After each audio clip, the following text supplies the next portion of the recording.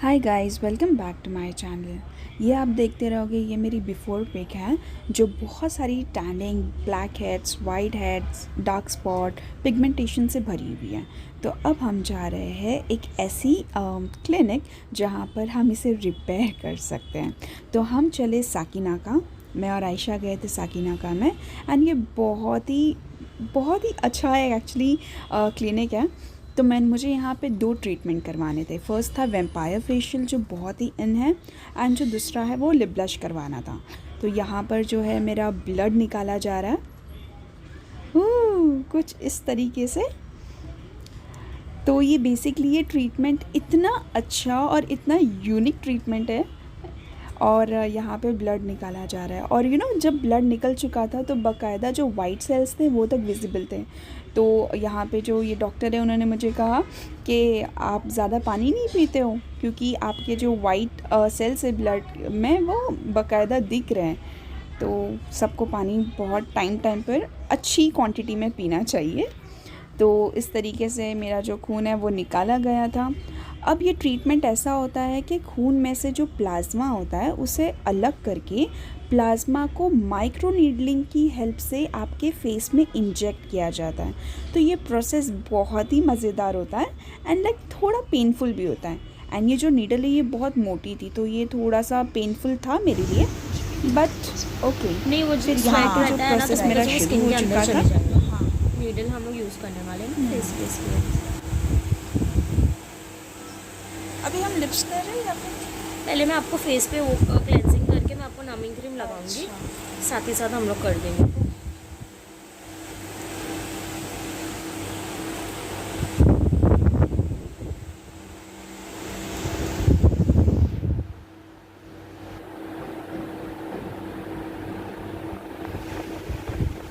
यहाँ पर जो लिप्स का स्किन है वो बहुत डार्क था, इसीलिए ये पील ऑफ लगाया जा रहा है। तो ये इससे बेसिकली जो पूरा पील हो जाएगा, जितना भी ऊपर का लेयर है स्किन का वो पील होगा। डे बाय डे 15 डेज़ ये प्रोसेस के लिए लगता है। तो सबसे पहले उन्होंने मुझे ये पीलिंग का जो सल्यूशन है वो लगाया।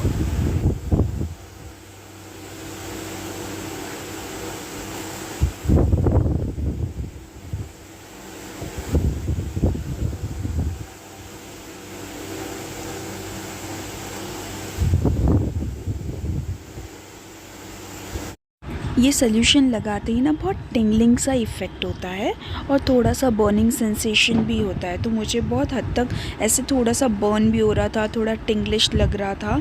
एंड वो थोड़े टाइम के बाद फिर डॉक्टर ने वो पूरा रिमूव कर दिए वेट वाइप से। अब यहाँ पे लग रही है नमिंग क्रीम, क्योंकि अभी पीलिंग सेशन जो वो हुआ उसके बाद में अब ये नमिंग क्रीम लगाया जा रहा है। फिर जो लिप है उसको न्यूट्रलाइज़ करने के लिए ऑरेंज कलेक्टर का जो मतलब ऑरेंज करेक्टर है वो किया जाएगा लिप्स पे। एंड उसके बाद में कुछ दिनों बाद पिगमेंट लगाया जाता है। तो अब वो नमिंग क्रीम लगा के उसे मतलब ऐसे सील कर दे रहे थे थोड़े टाइम के लिए। अब यहाँ पे जो फेस है ना वो डिसइंफेक्ट किया जा रहा था एक सॉल्यूशन के साथ में, जिसे हम स्पिरिट भी कहते हैं। एंड उसके बाद में जो प्लाज्मा निकाला हुआ था वो एक सिरिंज में डाला गया, और ये इसकी नीडल ऐसी होती है कि वो स्किन के थर्ड लेयर तक जाती है। तो प्लाज्मा इसी में लेकर थर्ड लेयर तक के वो इंजेक्ट किया जाता है। एंड ये काफ़ी पेनफुल होता है। पेनफुल मतलब देखो, पूरा नमिंग क्रीम से तो आपका चेहरा पूरा नम हो जाता है, लेकिन जब वो इंजेक्शन स्किन के अंदर जाती है ना और बाहर निकलती है तो वो बाकायदा पूरे चेहरे पे महसूस होता है।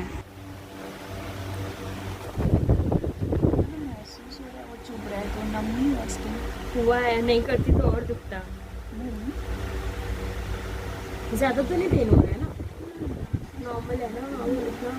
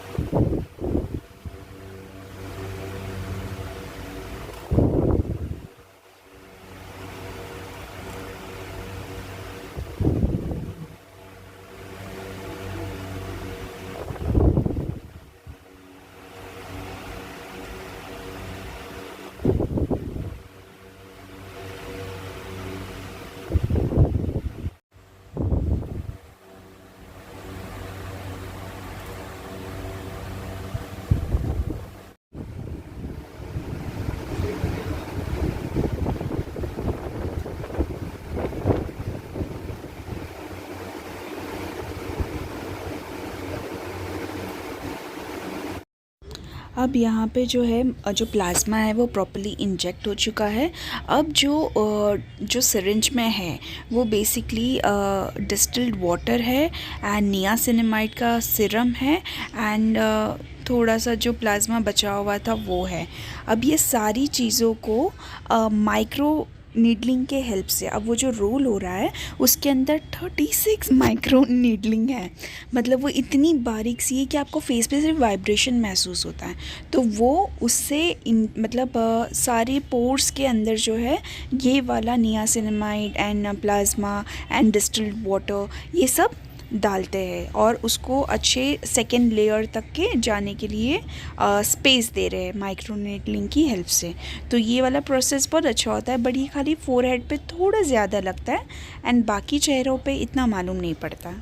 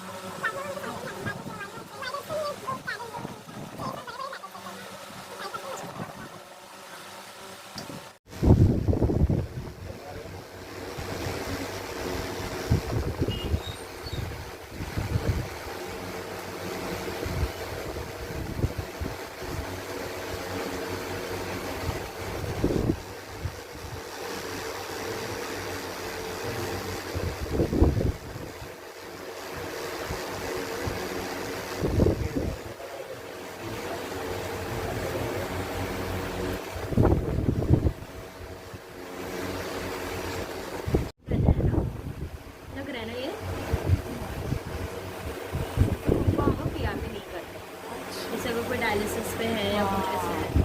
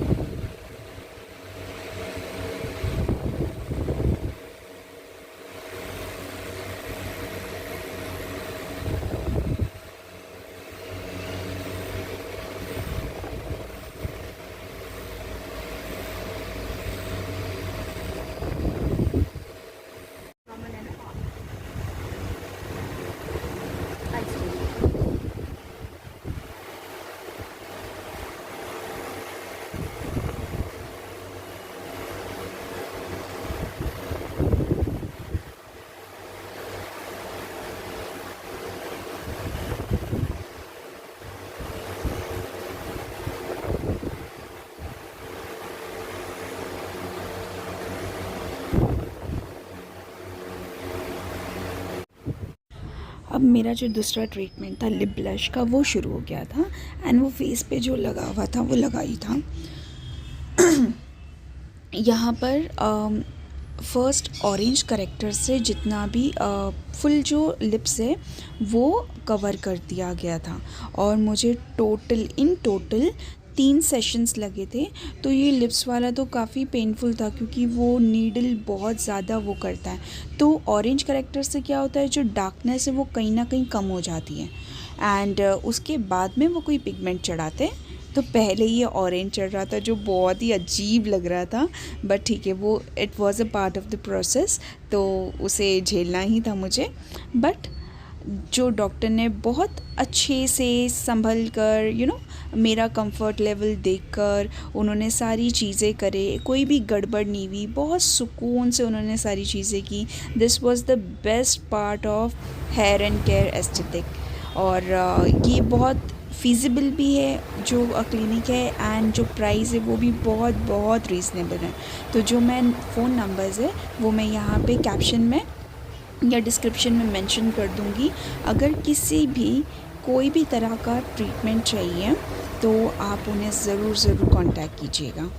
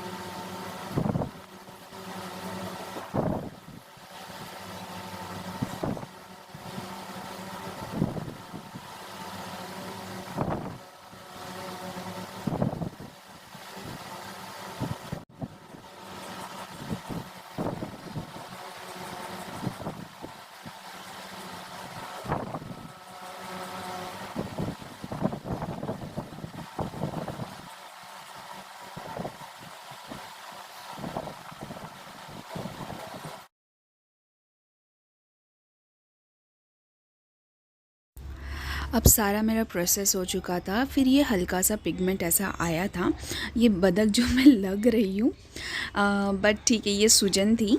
अब वो सूजन 1 घंटे में ना पूरी उतर के ना जो लिप्स होते वो बैक टू नॉर्मल हो जाते एंड ऐसा कुछ पिगमेंट भी नज़र नहीं आता, हल्का हल्का सा ऑरेंज नज़र आता है।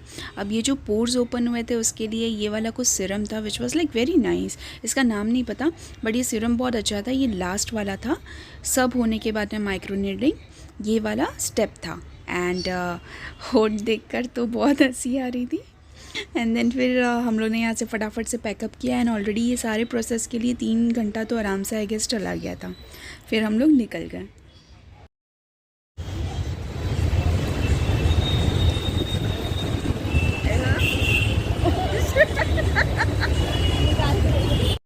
इधर को देख, जा रहे अपन घर।